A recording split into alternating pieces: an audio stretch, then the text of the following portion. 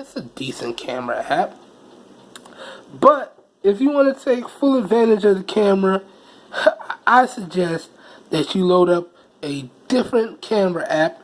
In my case, I use the Open Camera, and this lets me get control over the whole camera. So I can add grid lines, I could take off recording limitations and make it truly unlimited. You know, I could do all types of stuff, and I still have access to my white balance, exposure, all that good stuff, and I can truly see the resolutions of the camera. So you can see right there, you could take full advantage of the 13 megapixel camera, and that's the picture size. And you could take full advantage, and in the video recording, it gives me something I can understand, 1080p. And it tells you the megapixel count, right? See, this is what I can understand. This is why I would recommend this, because then you get everything in a nice laid out fashion, and if you want to go in, you can go in and set it up how you would like. And just so y'all can see what all resolutions it supports, you got full 1080p, 16 by 9. You know your boy like the 16 by 9, and you can go all the way down to VGA, and there you guys go. Boom, right there. I like that. Cool. So again, nothing wrong with the stock camera app, aside from the deep settings are a little confusing. But to take full advantage of your camera, guys, I would suggest that you use a different camera app. And again, the one that I use is Open Camera, which is available on the Play Store. But now, you guys may be wondering, how do I feel about the cameras in general and the interface? Again, the camera interface, although it is straightforward, it's a little bit confusing. Some of that stuff in there, I don't know what that means. You gotta give us information in a way that we can understand it. But from a picture and video performance standpoint, again, y'all can check out the video samples in the video samples playlist, and follow me on Google Plus if you want to see the photo samples. But again, this right here, these cameras really come down to how much light you can get onto the scene. And that's pretty much, you're going to get a good photo if you have the right amount of light coming into the photo. The flash works. Now, it's not the best, but it works. Again, and the same can be said for the video. The video quality is really going to depend on the amount of light that you have in the scene. But based on that, I'd have to tell you guys that these cameras are okay. They'll get the job done. Just barely. But, yeah. So that's how I feel about the camera interface and the pictures and video performance on this guy in general. Now, let's keep it moving. Now, what I want to do for you guys is give y'all some gaming samples, because this is not your standard processor, and this is not your standard GPU. As I've said, the processor in this guy is a MTK 6735. Now, that's an octa-core processor, clocked at 1.3 gigahertz. I can show y'all. Let me pull it back up. Yeah, see, that's an octa-core processor. You can see right there, clocked at 1.3 gigahertz. And the GPU is the Mali T720. So this is not your standard Qualcomm affair. These are from a company called MediaTek, and they specialize in budget performance devices, and they've actually been around for quite a while, but they're not as popular as Qualcomm or some of the other Samsung chipsets, stuff like that, Sony, all that good stuff. But they've been around for a while. But based on the fact that this is not your standard GPU and CPU, we got to give y'all a little gaming demonstration. So these are the two games that I've tested. CSR Classics, and Asphalt 8. So let's just jump right in. Give y'all about 30 seconds of each. Then we're going to jump to the next one. Then we're going to keep it moving. So enjoy, guys. And this also gives you an opportunity to see how things load up in real time.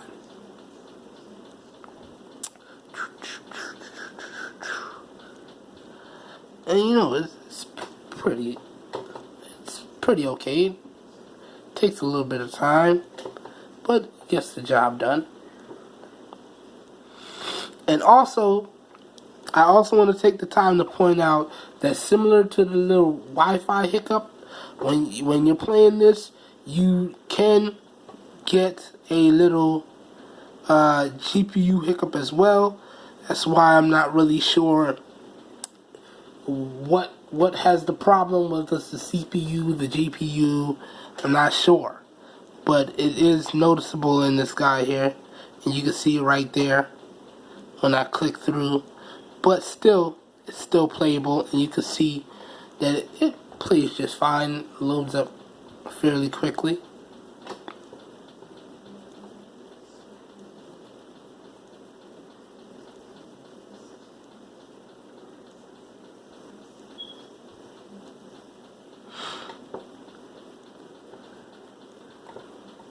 Alright.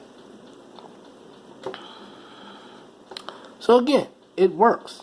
It does have a little hiccups, as you can see, but it works. Can't complain. Well, now let's jump into Asphalt 8. Give y'all a little gaming sample of that. This video is actually getting kind of long. Don't worry, guys, we almost done.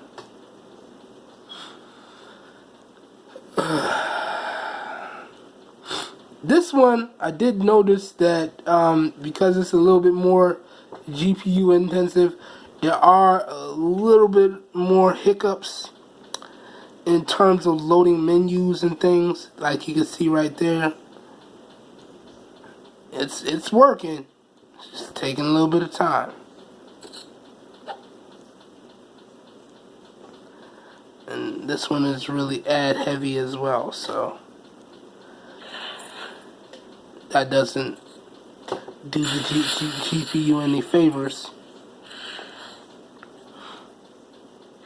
But let's load up a quick game here so you guys can see. Alright. Any one of these will work. Let's do this one. And the little hiccup is a little bit more apparent in this game. But overall, the gameplay is still very fluid, and it's definitely playable. So enjoy this little snippet. I'm not going to say clip because it's all live recording here. We don't edit. We don't do none of that. It's all raw. It's all uncut. So y'all enjoy this little gameplay. Whoops. Let that load up.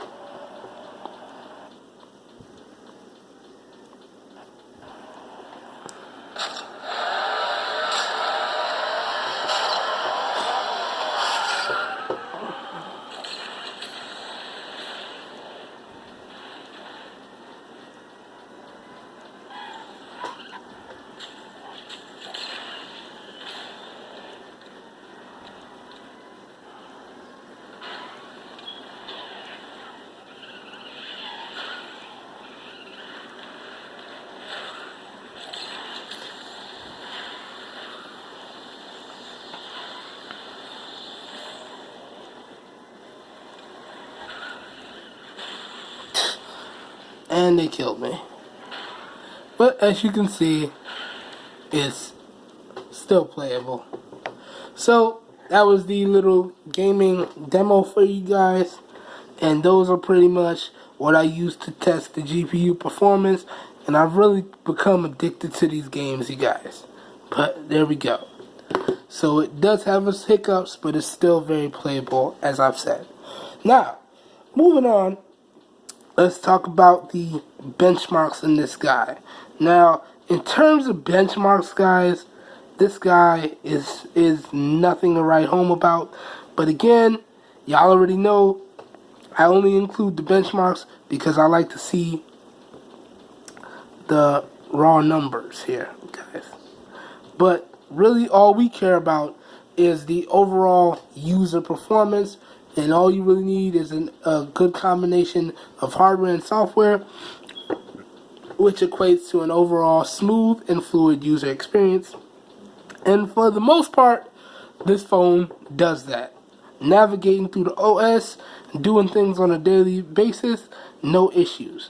But I know some of you guys like to see the benchmark numbers like myself.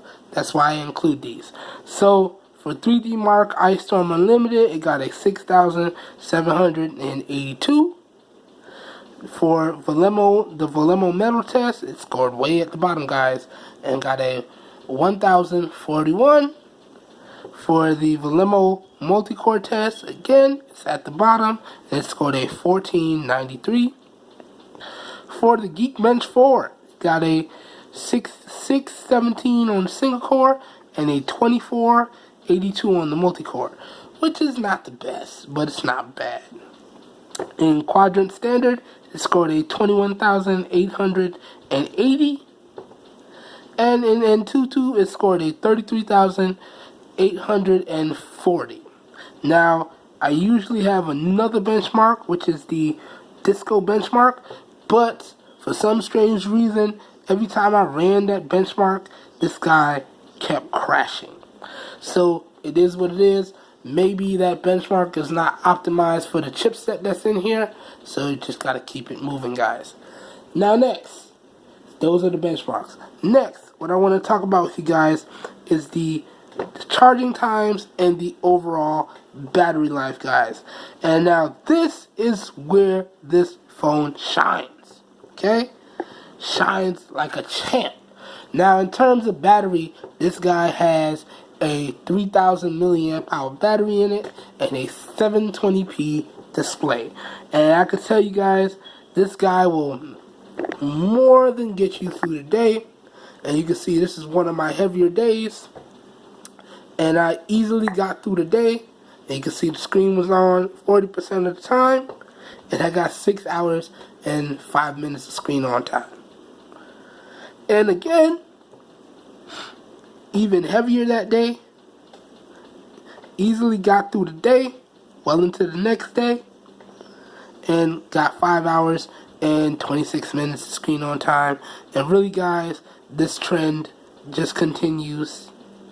So I can really tell you guys, in terms of the battery and the daily performance, you're going to easily get through the day, regardless of what type of user you are. Now, you guys know I'm a pretty heavy user, so, you know, and I'm pretty spoiled too, because I have my Blue Studio Energy, and I was getting easily 10 hours of screen on time with that. So to have this guy and it be getting between 5 and 6 hours of screen on time, that's pretty good. Now, it's not Blue Studio Energy good, but it's pretty good. And I gotta tell y'all, it easily beats my Moto X Pure Edition. Yeah. Now, when it comes to charge times, however, this is where it takes a little bit of a hit. Now, you guys already know I have turbochargers, I have rapid chargers, I got battery banks. So I didn't really use the charger that came in the box. I'm pretty sure it's still in the box over here. Yep, still in the box. Right there. Didn't really use that. I got a ton of those. Not going to use that. Especially since that guy's not really quick charge. It's just your regular micro USB charger. But in terms of charging, I would say from about 0 to 100, it's going to take you about 2 hours and 30 minutes. From about 10 to 100, probably going to take you about 2 hours. From about 15 or 20 to 100, probably going to take you an hour and a half. So this guy does take a little bit of time to charge, but the payoff, that really, really good battery life, is a good payoff there. So that's what we're looking at when we talk about the battery life and the overall charge times. And now, guys, we've made it to the end where we talk about the price and my final thoughts, and I give you guys a recommendation or two. So, I picked this up via Amazon, and it came quite quickly, because y'all know I'm an Amazon Prime customer. And I paid $130 for this guy. Yeah, that's pretty much what it came out to, $130. Now, it's not too many cases for this guy. Didn't see too many. And I thought even though it was used, it might still come with the case. You get lucky sometimes. This guy did not. But $130 is what I paid. And you guys may be wondering, for $130, can I recommend that you pick this guy up? Well, keep in mind, guys, that this is just my opinion, and at the end of the day, it's your choice. But I'm gonna have to say,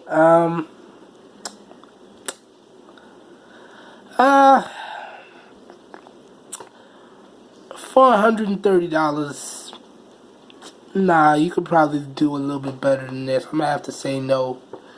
For that price, you could probably pick up some of the other stuff that was on my crazy deals video. But again, this is just my opinion, guys. And we will have more stuff coming soon. And you know, just for the heck of it, I'm gonna throw this guy up against my Moto X Pure Edition so you guys can see how it stacks up. But again, I'd have to say no. Can't recommend this for $130. Now maybe if Posh, gives it a software update, so we're running Marshmallow. It doesn't even have to be running Nougat. We could just run Marshmallow, and they fix some of those issues, because I think it's mainly software. Fix some of those issues and drop the price to like $100. Then I can recommend that you guys pick this up. But for $130, you can find something a little better. Now, keep in mind, for that price, because this guy hovers between $130 and $150, and I picked it up for $130, and you are getting a lot for $130. But for that price, you can do better. I mean, you're getting a fingerprint scanner, getting some okay cameras, getting some really good battery life.